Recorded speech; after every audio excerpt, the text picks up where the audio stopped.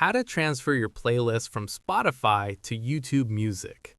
This tutorial shows you how to move your playlist between music streaming services on your Android device.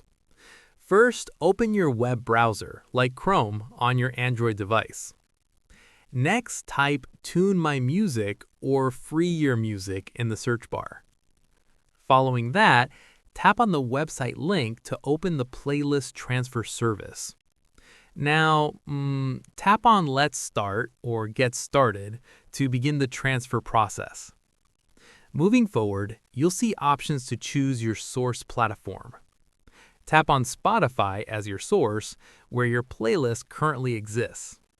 Sign into your Spotify account when prompted. Grant the necessary permissions so the service can access your playlists.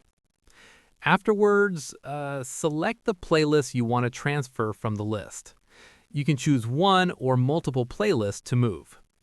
Tap Continue or Next once you've selected your playlists. Now you'll be asked to choose your destination platform. Tap on YouTube Music as your destination.